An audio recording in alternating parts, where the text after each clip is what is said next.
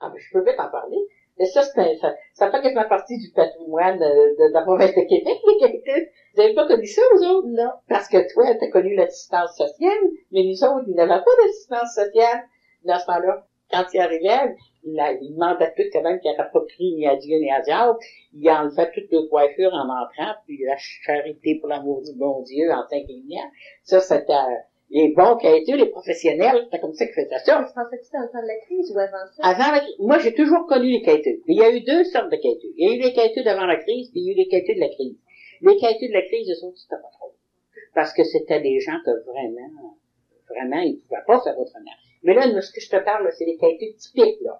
Ça, quand même, que tu leur aurais donné 1 million, il aurait quêté pareil, je pense. Tellement que c'était la charité pour l'amour du bon Dieu, avec une inclination jusqu'à terre, puis là, ben, on leur donnait un sou. Quand ils demandaient à manger, ben, on leur donnait à manger quand il y avait faim. Thibodeau, lui, arrivait, puis quand on lui avait donné son sou, là, il nous dansait un petit rythme. Ah, puis là, les enfants, on aimait bien ça de voir. Après ça, il y avait Pocket. Pocket était le pouilleux. Des fois, lui, il tapait le pouls. Puis des fois, il demandait à loger. Puis nous autres, on est logés à les quêtés. Parce qu'on était bien du monde dans la maison, puis ceux qui sont bien du monde dans la maison, il y a toujours de la place. Il y avait un gros confortable, et puis on les logeait, mais couché sur le plancher, parce qu'on n'avait pas de chambre à leur donner. Pocket, lui, ben, il voulait pas le coucher parce qu'il y avait des bouts. Lui, c'était pas un bon quêteux. Ah non, c'était pas un bon quêteux. Même maman était obligée de dire une fois dans le bicyclette. Il était, comment on pourrait dire ça, là, c'était pas un bon quêteux. Voilà, s'en méfier. Mais Thibodeau, lui, il était bon. Ensuite de ça, il y avait la chambre de bois.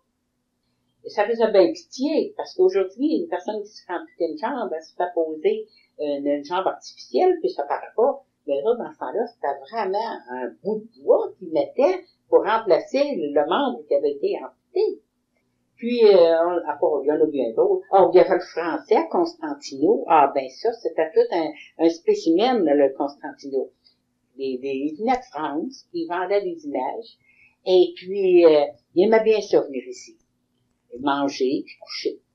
Puis, des fois, il était 4 heures en après-midi, il était trop de bonne heure pour demander à souper. Il se cachait en arrière d'un poteau, d'un arbre, qui attendait que ce soit de l'heure du souper. Puis, quand l'heure du souper arrivait, ben là, il demandait à souper. Et vous me garderez bien couché, la mère, et il disait ça à mon mère. Puis, quand il partait, il les couchait, puis le lendemain matin, il déjeunait avant de partir, prenait un bon déjeuner. Puis là, avant de partir, il tirait sa révérence. C'était très poli. Et la mère, vous me garderez bien la prochaine fois. Alors, la prochaine fois, il revenait. Alors, ça, je peux te mettre à toutes tes énumérées, puis j'en aurais pour une cassette.